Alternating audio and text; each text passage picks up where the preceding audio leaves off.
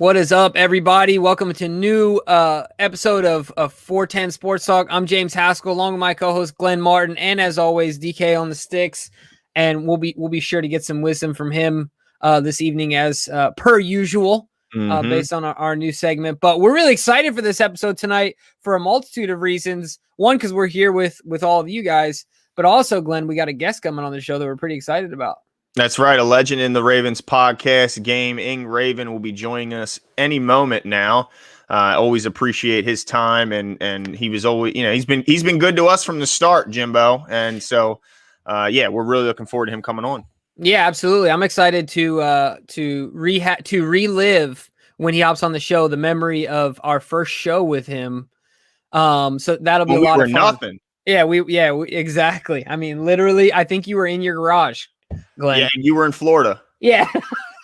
You should have just went over to his house because he's I know, Florida, right? If I wasn't in freaking Orlando, it'd have been nice because I think he's in Miami.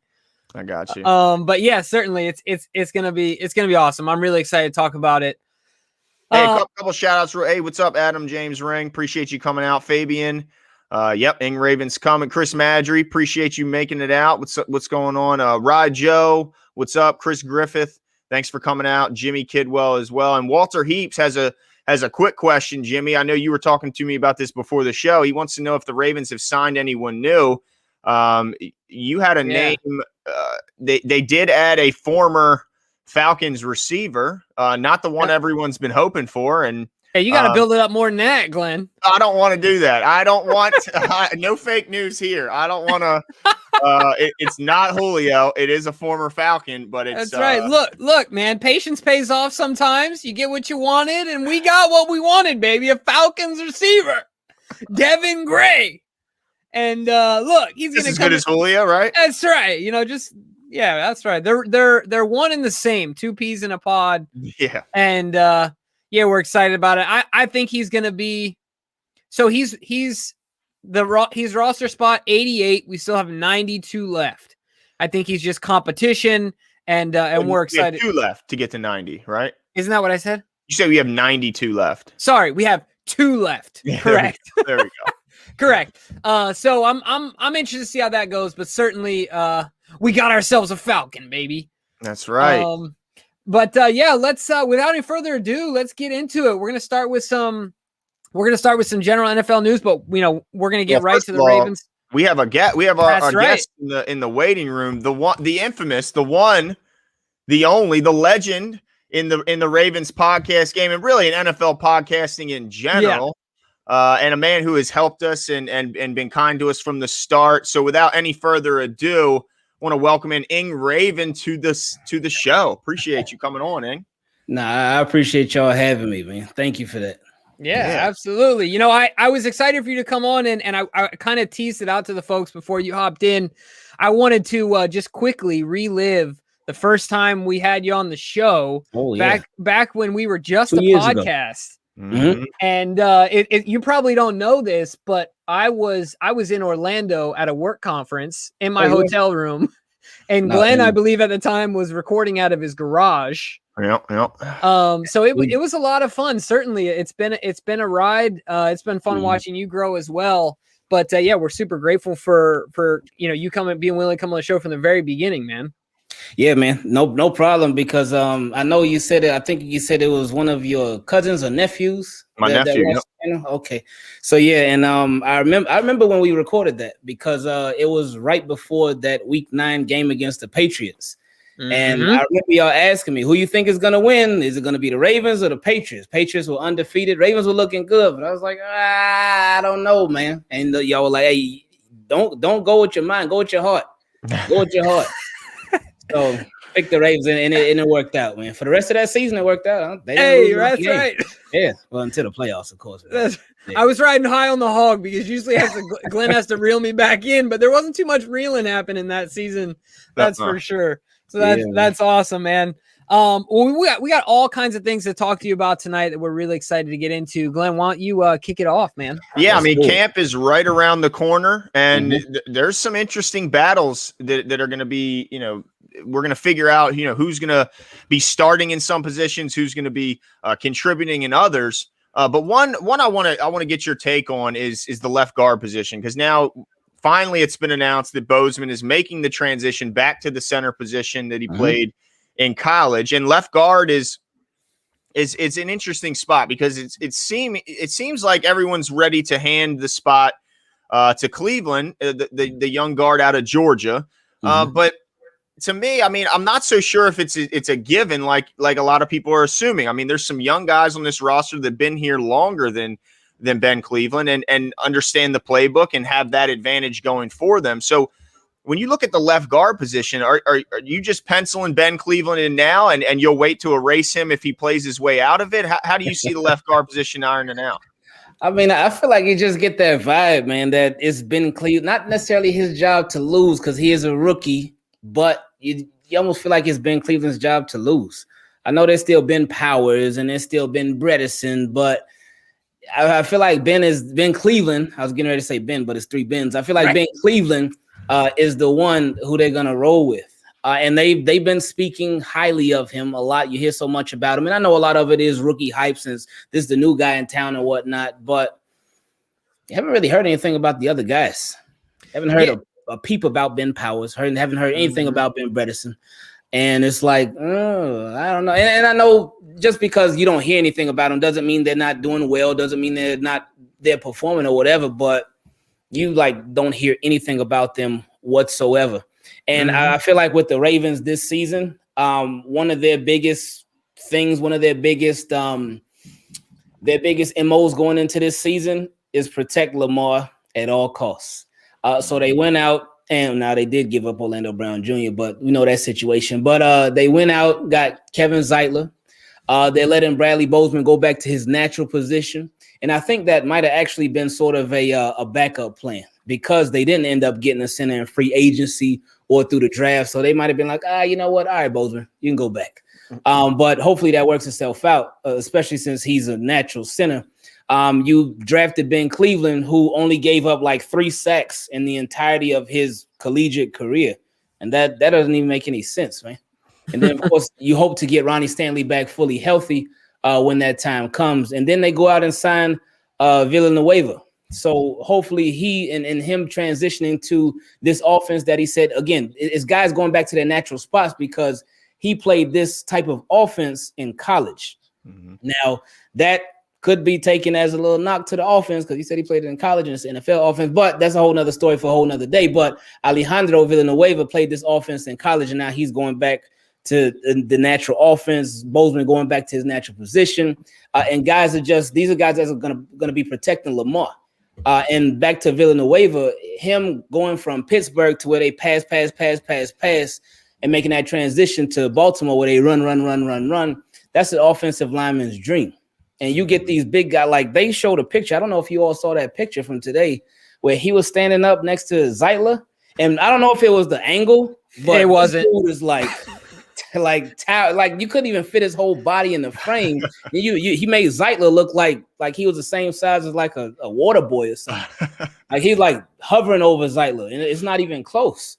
So I think with all that being said, I think Ben Cleveland is the guy. Hey, I hope you're right, because if not, one of two things happen.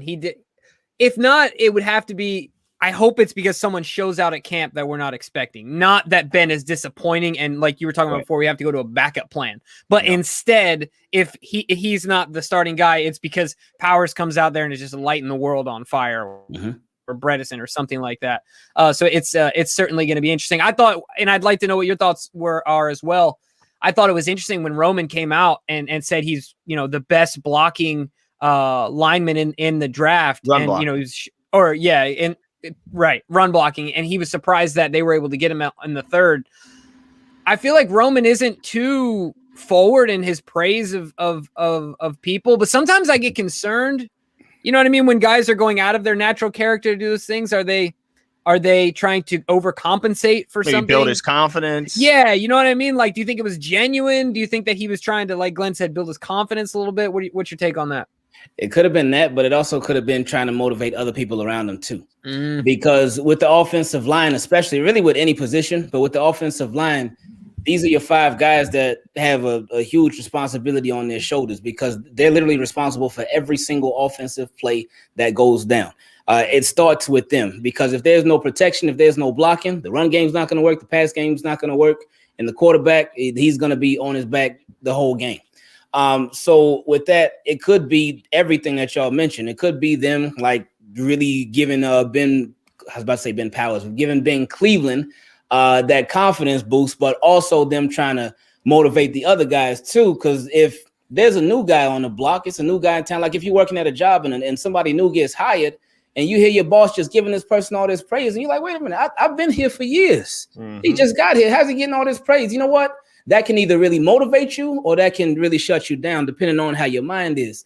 So with that being said, hopefully it motivates the guys to really step their game up. So either the best man for the job gets it at the left guard position and really every position on the offensive line, or even if the backups, whoever the 2 backups be, whether that's Ben Powers or Ben Cleveland or Ben Bredesen, whoever the backups are, they're that motivated to where, okay, I may not be the starter, but I'll be ready just in case. Because you do have different goal line packages and whatnot where they bring in extra offensive linemen to really beef up the offensive line so they can push the defensive line back and run that ball in the end zone.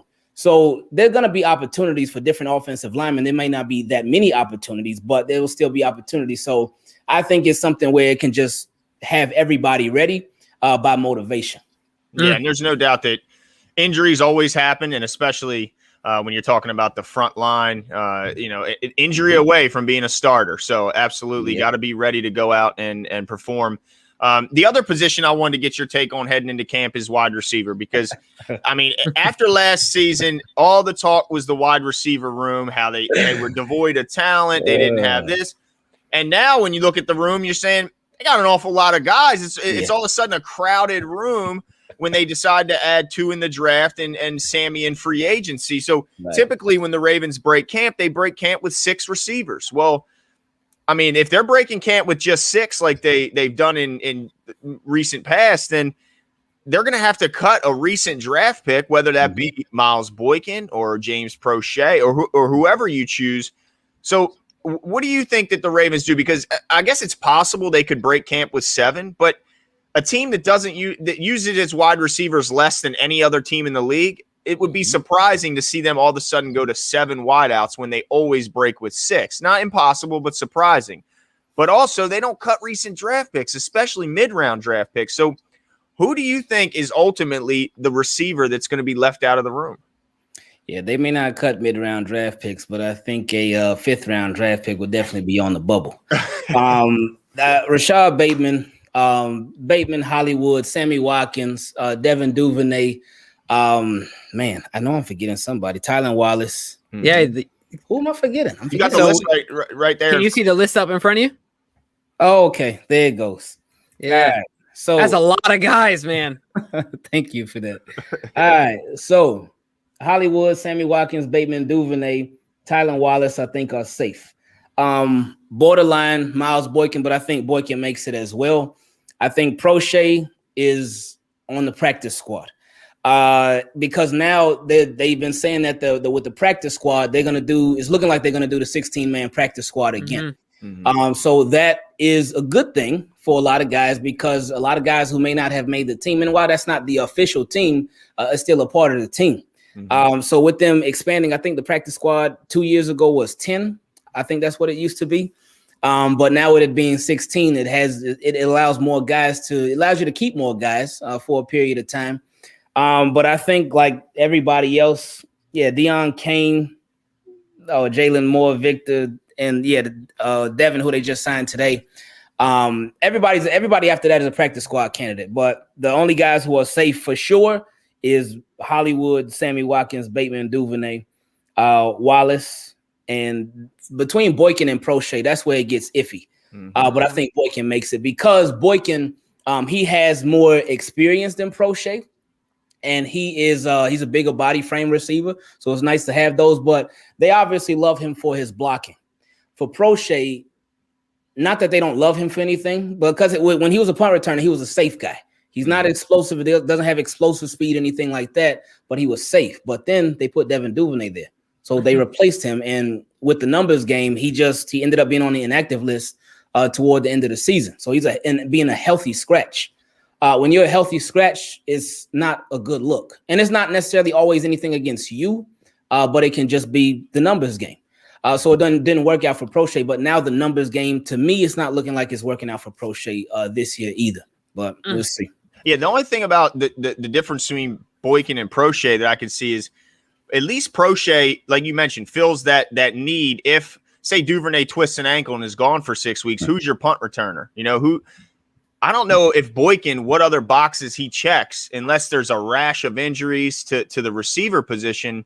What other role can he fill other than, that outside receiver? I know he does a little bit as a gunner, but special teams, right? I feel like there's a lot of young guys that could be the gunner, like Stevens, the young guy we brought in who just loves getting his nose in there and making tackles. There's other guys that can be the gunner. Hey, what's going on, King? Appreciate you coming out. But what other, what other roles can he fill? Mm-hmm. But at the same time, he is a 3rd round draft pick, and they really have a hard time parting with those recent top draft picks. Right. So that's what I think. Boykin, I think he's going to be safe. Yeah. Safer than Prochet is. Right. Especially in I know it's not based off of last year, especially last year, because last season was just, they didn't have an off season. So it was very unfair to the rookies coming in. But at the end of the day, the NFL is not a fair business. It's a business. So Prochet and Duvernay, they didn't have an off season. But both of them with their limited opportunities, and Duvernay made an impact on in the kicker as a kick returner. And then of course toward the end of the year as a punt returner. But Prochet, just as a punt returner, like I said, he was safe. He didn't make any splashy plays, anything like that. I think last year he only had 1 catch. He had 1 catch and like 2 targets. Of course, the second target was Lamar Jackson just doing the same exact play again. And the Steelers read it. Lamar didn't read the linebacker, and he threw a pick 6. Mm-hmm. So I think that Boykin's value is slightly higher than Prochet's right now. But that is a good point that you made about what if something happened at the return position of Devin Duvernay and he wasn't able to be the returner, then what would happen then? I think the Ravens would run that risk. But you got the practice squad. True. Practice squad. So yeah. But that's definitely going to be interesting because it'll be, some people think that a guy like Prochet wouldn't clear waivers, where I think he would. I think he'd clear waivers and make the practice squad as well. But there are some people who don't think he would. So it's certainly a risk that you run either way. Yeah. But the other is Eric DaCosta not the ultimate troll today?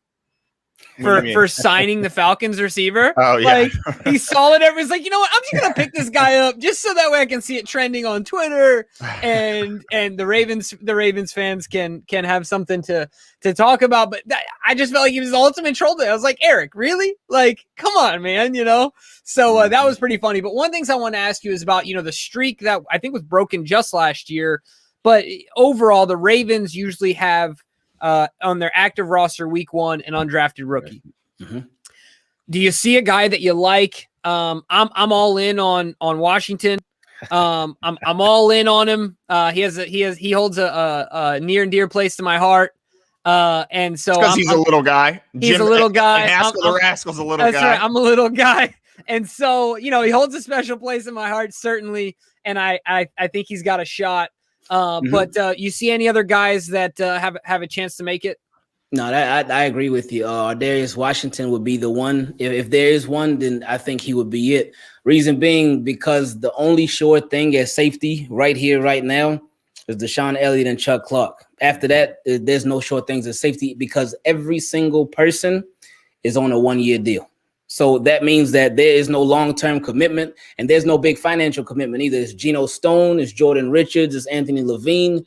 I feel like I'm missing somebody, but maybe the kid at SMU that maybe depending on what position he plays. Because he's a cornerback. Then they say they want to play him at safety. Mm-hmm. So there's that. So and then that's not even a sure thing that they do that. But that's what it's looking like. But we'll see what happens. But with that being said, the guys who are true safeties, all 1-year deals. And Geno Stone, they drafted him last year and they cut him last year. And with Jordan Richards, he was a free agent that they got. Yeah, right before that 2019 game against the Patriots, I believe. That's when they got Jordan Richards. So right. he's been around and he's found a way to stick around. But again, it's a 1-year deal. So nothing set in stone, nothing super long-term, anything. So with there being so little certainty at the safety position, I think Darius Washington, he would have the best chance to make it out of all of the undrafted rookie free agents. Yeah, I'm with you there too. And he had to have. I heard that John does one heck of a job at recruiting these guys when it comes to these undrafted guys. And he has a whole method and messaging and guys that he gets them talking to right away and things like that to bring them over. And being that he was such a highly ranked undrafted guy, a lot of people say he's the number 1 ranked undrafted guy on the board overall. Being that that's the case, he had to have some sort of, inclination that there's a real shot here, right? Like there's a real shot for him to make a name for himself as well. So I agree with you on that one. I'm excited to see how it goes, man. Oh yeah. Yeah, no doubt. He came to the Ravens because he thought there was a good shot he could make the team as long as he doesn't disappoint in camp, no doubt. Now, this guy, I want to talk about the first round pick. Odafe Owe was, when the Ravens drafted him, Jimmy will tell you, he couldn't hide the disappointment in his face. He was initially not thrilled about the pick because he saw the lack of production. And it's just so outside the norm for the Ravens to go after a guy who doesn't produce in college. That's the opposite of what they typically do. But he's starting to come around because of the athleticism he brings, because of the talk that we've heard from people who are a little bit more football knowledgeable, at least Penn State wise, and can tell you what he brought that wasn't, seen in the stat column. But he's going to be relied upon early and often to contribute, at least the way the roster stands right now. You start looking for pass rushers. I don't see any on the roster that could make, to get to double-digit sacks other than maybe the possibility of Owe if he realizes his potential. So I know they're throwing a bunch at him right now. There's some reports coming out that he might be struggling a little bit, absorbing the playbook. And what are your thoughts on Odafe? Do you think he's someone we could rely on early, like week 1 early? With those reports about him struggling with the playbook, I say good. That's a good thing to hear, especially for a rookie at this point of the season, because that means he's being challenged. If he wasn't being challenged and everything was just so easy for him, then he would get into a real game and he might be shell shocked by the Las Vegas Raiders. But I'm glad he's being challenged because that's going to force himself to really work on everything that much harder and that much more. And with him being so raw, he's very, very raw. Because I think they said he's only been playing football like 5 years. But he's obviously been doing something right. He's a first-round draft pick. But with that being said, yeah, he didn't produce in college, and that was pretty concerning, I know, for a lot of people. But what I think the Ravens saw in him is somebody that, because he reminded me, not his play style or anything like that, not the way that he looks on the field, but with the lack of sacks, he reminded me of Yannick Ngakoue with the Ravens last year. Because Yannick Ngakoue, he was so close so many times, but just didn't close the deal. And if you looked at Yannick Ngakoue, his numbers, you would think, oh man, the Ravens traded for this guy, and wow, what a waste. But if you actually watch him on tape, watch him on film, then it's like, oh, okay, all right, I see. He almost got to the quarterback, and the quarterback just threw it away. When I watched Odafe Owe on film, one of the things that I like the most that I think the Ravens really need is that chase down specialist, man. Because I watched him, was it against Justin Fields? I think it might have been against Justin Fields. I forgot. It was Justin Fields, where Justin Fields was running and Odafe Owe sort of caught him from an angle.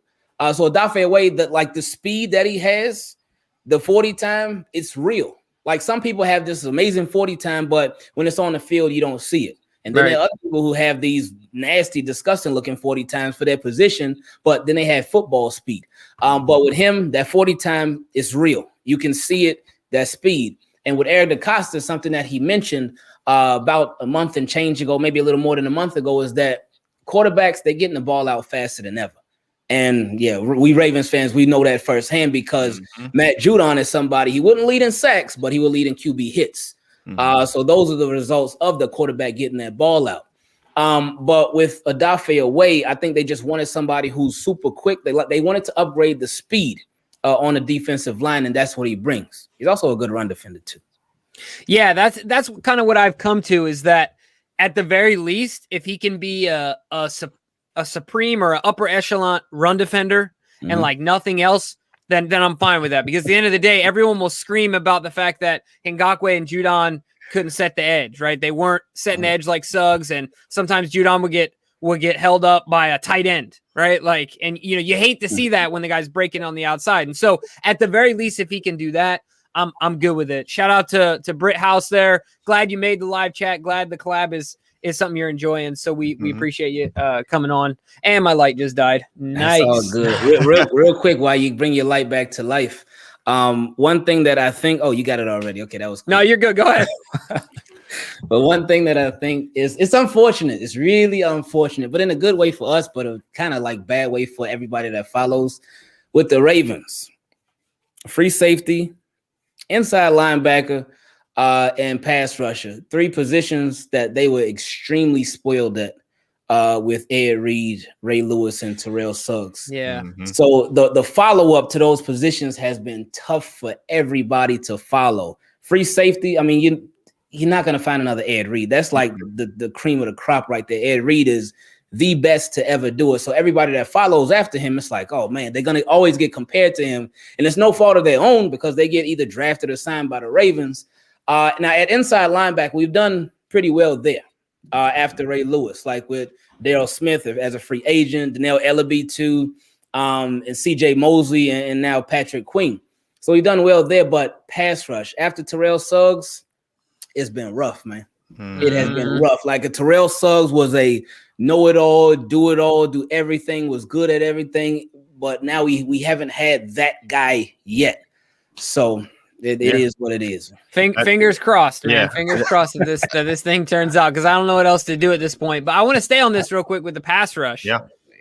Flat out, do we need to add a guy? Or how are you going to feel if we go into camp if we don't, man? I wouldn't even be mad if we went young. I really wouldn't. I've been wondering what's going on with Justin Houston. Is anything going to happen with Justin Houston? There's still Melvin Ingram out there too. They got some other guys out there as well. But with the Ravens, with Justin Houston, I was somebody who was adamant about it. I'm like, hey, this guy can make the team better. Sign him. Don't worry about those comp picks. Be willing to just take one for the team. It's okay. But Ravens were like, no, we want our comp picks. We ain't signing them yet. And it's worked out for him, obviously, because he's still a free agent.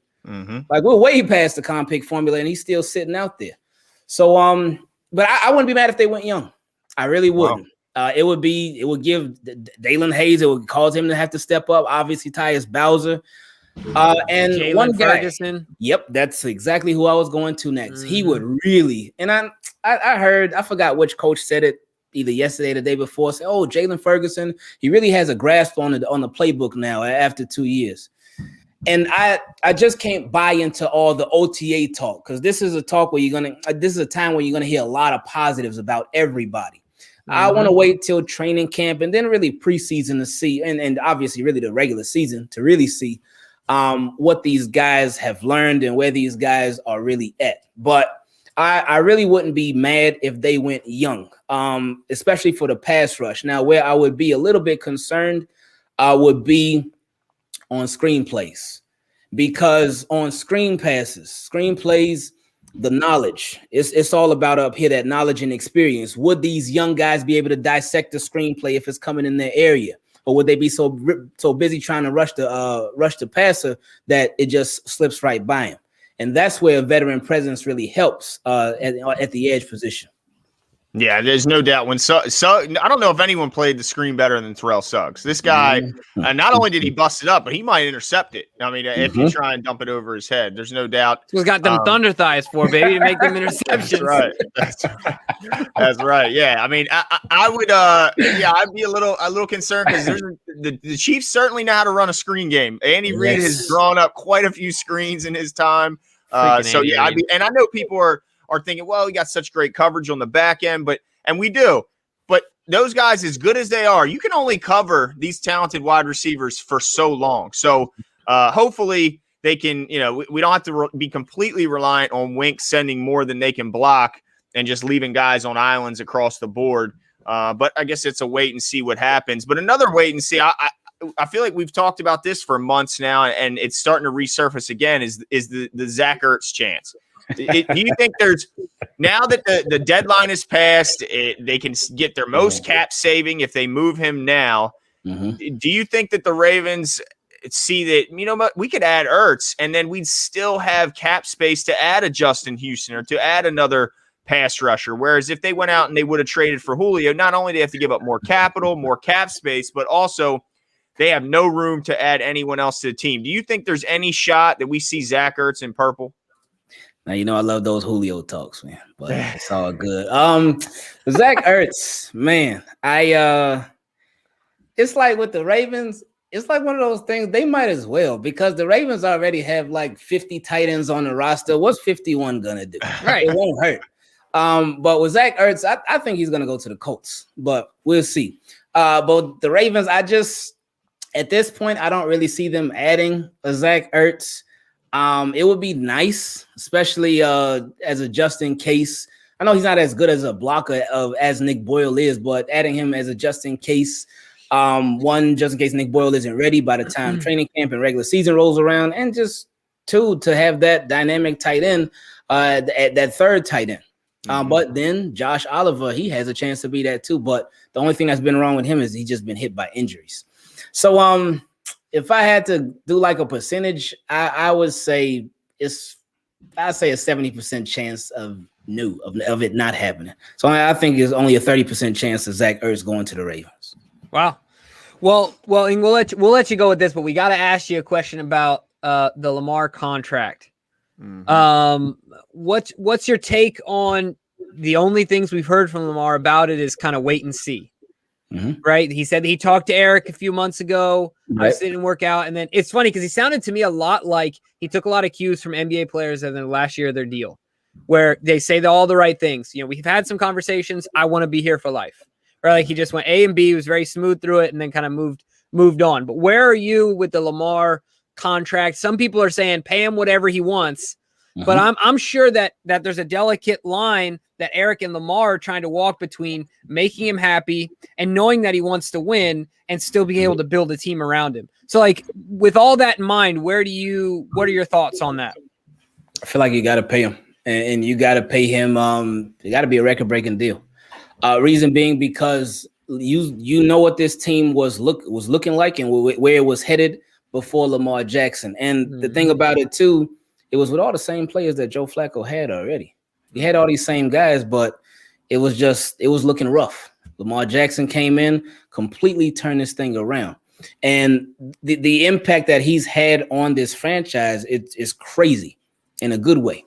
And with Lamar Jackson, the thing about him, I know a lot of people have been thinking, hey, Lamar Jackson should take a team-friendly deal. Now, if you do that now in your second contract, that sets you up almost for the entirety of your football career to make less money. Because your second contract, that's supposed to be the biggest one where you really cash out. And of course, you still can in your third contract, but your second contract, it sets it up for the long-term future as well. So one reason why I say, hey, pay Lamar his money. Of course, you would want something to where you can still build around him. But no matter what, Lamar, he needs to get paid, and he needs to get paid a lot of money because he deserves a lot of money. He spoiled the Ravens organization. He spoiled the fan base. He's even spoiled the NFL. He's made them a lot of money and brought them a lot more attention, brought them a lot more national attention and national spotlight and whatnot. And another thing, too. If you pay Lamar his money, and you don't even have to do it this year, it seems like it's coming this year by how he was talking at that last presser where he spoke.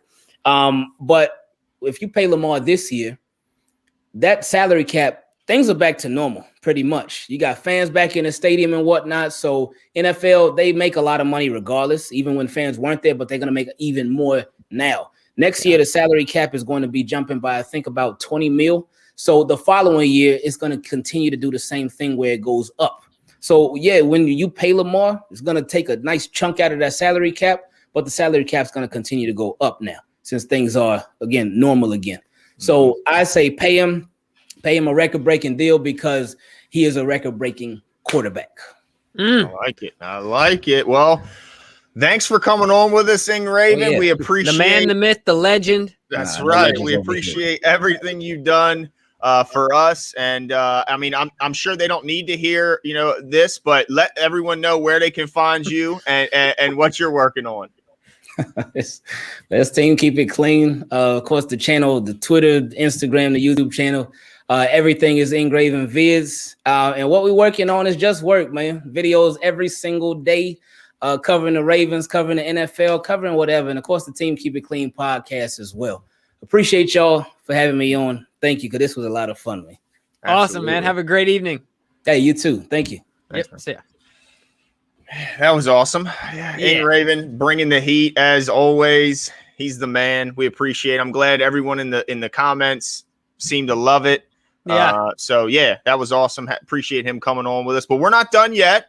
Nope. We still got some more juices we got to get flowing. So Nana Rave, I saw you in there. I know you were loving it. And yeah, I mean, we'd love to keep having him on. I think we'll absolutely keep working with him, and maybe next time we'll be on his show like we were last time. So we'll just keep bouncing back and forth. But absolutely, he's been good to us from when we had nobody watching. So we appreciate him, and we'll always be looking to have him on. No doubt. Yeah, Glenn, I gotta say this really quick though. In the comments, I forgot who it was, and make sure you make yourself known if you know who I'm referring to. I think somebody came up with your nickname, dude. Is it Glam? Glam, dude. Chance and Glam? Chance and Glam. Best in the business.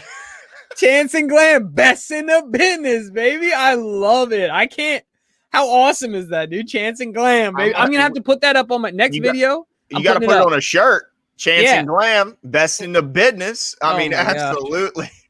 I'm going to grab a light. Hold on. Keep talking. All right, yeah, that's cool. But yeah, I mean, I think he made a lot of Chance and Glam. Yeah, I think he made a lot of good points. I think he made a lot of sense out there. I know there's a lot of fans that are gonna be happy, hearing just pay the man, just give Lamar the money he deserves. He seems to think it's gonna happen this offseason. So I was kind of expecting that after EDC was just heaping praise upon him, and then we heard from Lamar Jackson, and he was acting. Hopefully I'll have some news for you soon. All indications were pointing that they were on the precipice of a deal, but we're still left waiting. Yeah, it's gonna be really interesting. I got my campfire light going, so excuse the intimacy here. You know what it is? This light, you can't expect it to hold. You got to charge before the show. I know, man. It's the worst. So. We appreciate the support, guys, because it allows us to update our equipment, certainly. So thank you for all your love. We appreciate it. But for sure, it's going to be really interesting because I think DK brought up some good points as well, because if Lamar maintains his status of being agentless, I think it makes, really from the time camp starts to in-season talks, it makes them almost impossible. Because I don't think you can be the most dynamic player in the NFL and your own agent successfully at the same time. That's why you have agents, right? And because you said it before, Glenn, sometimes things can get hurtful in those conversations. Oh, absolutely. That's what they're there for, agents. Yep. Yeah, absolutely. I mean, the best thing about a good manager or a good real estate agent or a good lawyer or a good agent is because they get to be your bad guy. They get to be your goon. Yeah. Right. You don't have to do it. Right. Yeah. And so, maybe he needs to go after.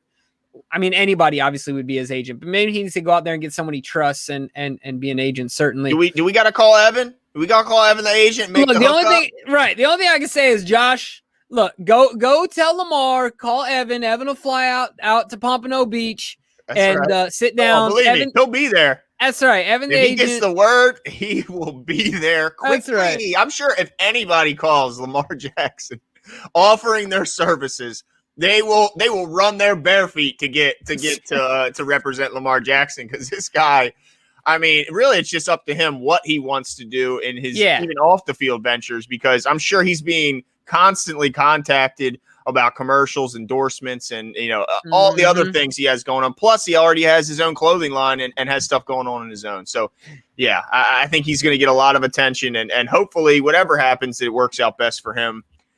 because we want to see him in Baltimore for a long, long time. There's no doubt about it. Yeah, absolutely. But the other thing I want to get to, Glenn, is the news that that has come out about Lamar Jackson and playing under center more. Yes. So, Greg Roman. You don't want to address the fact that we're twinning? Hey, not to plan, guys. Not planned. Twinning.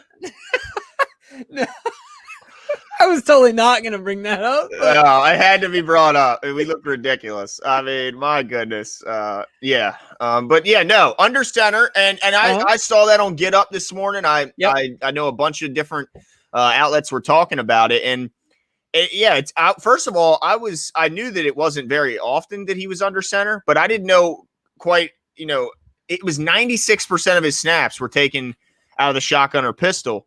And only 4% under center. And I imagine that most of that 4% was probably in special situations like goal line, short yardage, backed up onto your own goal line, certain special situations, not, between the 20s. And what they said that, I was listening to Jeff Saturday's talk on what it does and what it adds to the offense. And really, he just said it just adds another layer of deception because those players have to take that second when you turn your back to say, is he handing it? Is he rolling? Is he what is it? What is he doing? And they can't just react. They have to wait, see the play out for at least a little bit. And Lamar doesn't need much, and neither does a bunch of the guys on our team. Doesn't need a lot of hesitation from a defender to make them pay. So I'm excited that if nothing else, it's at least another way that the offense is evolving, which is what all Ravens fans were asking for, is an evolution in the passing game. And I think, him being under center doesn't just mean the passing game. It means both. But I think it certainly helps add levels of deception to the play action game, gives them an opportunity to have more rollouts and just causing that pause on the defense and making them, take that one extra second to think about where's the ball. Yeah. So it's interesting to me because I heard a bit. Shout out to DK for supplying us with this bit here. I thought it was good information with Chris Sims and Florio. And one of the things that they were bringing up was the concerns or the downside to it with having to, you're looking at the defense, you see one thing, you're turning your back to the defense, and then once you are back in frame, if you will, everything has changed. Mm-hmm. And the risk that you run by doing that, one of the things that they brought up, which almost made me laugh, was the idea that like a defensive lineman or an edge rusher or linebacker could break through and you could turn around, he could be in your face. I don't think for 1 second Lamar Jackson's life has he ever been concerned about that. Like, do you guys remember what he did to Kyle Van Noy? Oh, it was bad. Kyle Van Noy was in his face in a phone booth, and he just and I mean, he created like 3 feet of separation in a split second. So I'm not concerned about that dynamic, like the downside to it of a strip sack or the play being broken up big time. Because if anybody is going to be elusive in the backfield, it's going to be Lamar Jackson. Like, people talk about Big Ben's ability to extend plays, Deshaun Watson. The only reason Lamar Jackson is the best, in my opinion, at extending plays, but he just does it differently where he's not going to sit in the backfield. He's just going to take off and kill you for 50 and score a touchdown and make your safety look like he's standing in cement. Yeah. Right? Like, it's just different. But so I'm excited about it because I only see upside. Here. I have no concern about the risk of him turning around and then coming back into frame and seeing something different. So I'm stoked about it. Do you see any concern? Like, is there any concern in your mind? Am I underestimating the nuance of that? Well, I think the only possible concern I could see, I mean, I do agree in a sense that when you turn your back to the defense, once you turn around, you're not exactly sure what you're going to see. And there is a possibility you could have, I mean, look, these linebackers, these guys are fast, Jimbo. I know Lamar's faster, but nonetheless, if you turn around and he's right in your face, there's some talented linebackers that could make the play. And some DNs that are out there that could certainly make the play. When you think about what Cleveland's going to be bringing with Myles Garrett and Jadeveon Clowney when they're healthy, both of those guys have the talent, have the ability to blow a play up. And if he has his back turn and turns around, doesn't see the hit coming, there could be loose balls. There could be other situations but I think the good far outweighs the bad. And also another thing that could be concerned is then it adds an element of the exchange, the fumbled exchange, because Bozeman's returning back to center. They're not going to have very much at all in-game time together before the season starts. I mean, I'm sure they'll have a few snaps in the preseason games to get it worked out, but there is that opportunity where you could have the fumbled exchange right at the snap. So there is opportunities for some issues, but there's also the erasing of the issue of the ball being snapped over his head and having him run backwards and get a concussion as he's jumping on it. So there's benefits to go around, but I think that all that shows me that it's opening up more of the playbook to Greg Roman's disposal. So, he talks about he has a massive playbook and that only a small percentage of that playbook is open each week. Well, if we can expand and make more of his playbook available, that just adds more wrinkles to the offense and gives defensive coordinators more to have to prepare for throughout the week. And so I think it's an awesome plus. I mean, anytime you can add more of his playbook, and get more of it out there, then it's a good thing. And that tells me that they have confidence that they can execute it. So yeah, I'm excited about it. I'm not really, we're no film experts here. Right. We're fans first, as we say in our bio. So I don't exactly know all the nuances of what that brings, but when I hear the word deception, I get excited because that's really what this offense is based around. And also, I think that's where overall, like Greg Roman, I think is one of the best at making plays look the same and have different outcomes. Yep. So, that is the definition. Well, that within football context and offensively speaking, that's like the definition of deception, right? Like he wants it to present the same every single time and then have vastly different outcomes. And so, I agree with you there. And I have a lot of confidence. I know people don't have confidence in Greg Roman, but in his ability to deceive a defense, I feel really confident in his ability to do that based on the fact that he's been doing it pretty consistently wherever he's gone. So, I'm excited about it, man. But I tell you, it really, I was literally, when I was watching that clip, I was cutting potatoes, right? And I cut through that whole potato so fast because I was laughing, right? I'm like, oh my gosh, this guy's talking about somebody blowing up a play. Like you said, like reasonably thinking, of course, it could happen. But the idea of Lamar getting tackled in the backfield in a one-on-one scenario to me is just, it doesn't concern me. It just doesn't. We saw Adoree Jackson. Remember that play? What was that third down, that big play on the sideline with Mark Andrews, where in the playoff game, Adoree Jackson, an Olympic athlete, tried to take down Lamar Jackson. What did Lamar do? Scoop! First down. Anyway, so I'm excited about it. I can't wait to see it. But I have a follow-up question to that. This is Lamar's fourth year, third year as the starter. Why do you think it's taken them this long to get here? Do you think it's because they think Lamar can't handle it? Do you think that Roman is feeling pressure in that he needs to develop a quarterback? Like, why now? Why not 2 years ago? Yeah, I mean, that's a good question. I think that we haven't seen Greg Roman have very many a stint with a team long enough, I think, to totally evolve his offense. And also, I think this is a year behind because I think he was hopeful to do some of this stuff last offseason, but obviously COVID cut most of that short. So they had to come up with a new plan, a plan that, later we saw it wasn't the best plan because they thought they could develop the passing game throughout the season, in season, and it just didn't work out that way. So I think it's a combination of things. I think it's personnel. The Ravens probably feel like they have better personnel now than they have ever around Lamar Jackson. I mean, every year, I remember when we look back at the roster the first year he played. It was Michael rough. Crabtree. It was rough to see that. I mean, just everyone across the board. It was really tough to see. Didn't it look like all the tendons in his legs were just blown every time he would run? Yeah, he looked like an old man out there. And and he's just one example. I think that this is the best roster that they've put around Lamar Jackson, and that helps. Of course, when you have better players, you can do more things in your playbook. So I think that's a big part of it. I think the fact that he's, Greg Roman has a track record of being there for a few years and then being gone. So I don't know how many years he's or how many stops where he's had this many years to fully unveil his offense. But I think also, like Nana Rave said and pointed out in the comments, as well as King of Pugo, the seat's hot, Jimbo, under Greg Roman.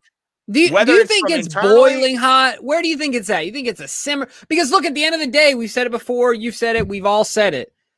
Like, how much can you rationally look at a man and say, you're out of a job, even though you're the best in the league at putting points on the board? Yeah, it's like, really, it sounds really stupid to me. You know what I mean? Like, when you say it like that. Yeah, it doesn't sound right, but I think that, well, and honestly, the boiling and the pressure might be more external than internal. I'm not sure.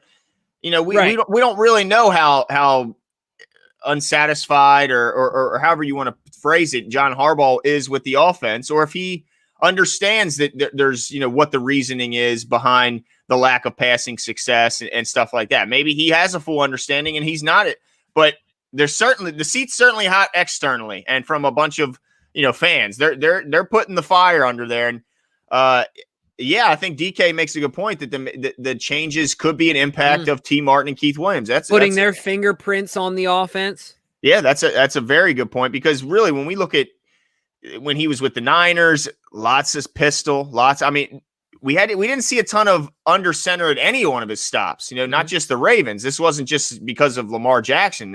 That's his system. It's the pistol offense. This isn't a bunch of different formation. It was the pistol. So maybe DK is onto something there with maybe that's their influence in the offense. Like, man, we got to get Lamar under center more often, create some more deception, create some more opportunities the defense has to prepare for. So yeah, I think that's a good point. And then also, just really quickly, Glenn, if you think about it, I mean, at least in the context that I know of Greg Roman, he obviously with the Buffalo Bills, and then before that with the Niners, this is his first time in a while. While in his first year with the Ravens, he wasn't the OC, he was working with Lamar, but this is his first time in a while working with the same quarterback for an extended period of time, where like Tyrod, it was a more truncated time. Even same thing with Colin Kaepernick, I feel like it was more truncated than now. They've kind of surpassed that threshold where he's been the one that's working closest with Lamar. So I that could also have something to do with it. What do you think about that as well? Like, because I don't want to throw that away.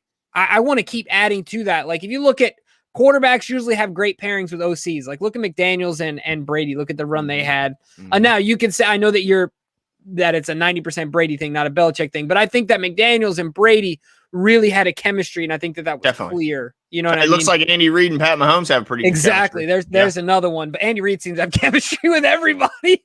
Fair enough. But certainly, you know what I mean? So I also think there's value there in the longevity of their relationship and the maturation of their offense together. Lamar and OC's or Greg Roman's offense together. Absolutely. And also this could be, you mentioned the input from the coaches. This could also be direct input from Lamar. I mean, he could at this point in his career, franchise quarterbacks take a somewhat ownership of the offense. Certain quarterbacks take more and some take less, but I'm sure that his opinion is being asked. And now maybe he's mentioning, look, I think if we add some more of me under center, it could add something and could add that wrinkle to the offense. Not saying that all of a sudden they're going to come out and be under center 60% of the time. I still think they're going to be in the pistol plenty and in the shotgun plenty. But under center just 4% of the snaps is pretty low. And maybe we see that number get up. What would you say that number could get up to this year realistically? I think it may be like a 15 to 25% range. Like 25, I think would be high. 1 out of 4 plays, probably pretty high, but maybe like the 15 range. Yeah, I think that's a fair range. I could see, certainly. Yeah, so I think it could be. It's just a combination of a bunch of things, but I think it's also John Harbaugh. I mean, John Harbaugh. People forget to act.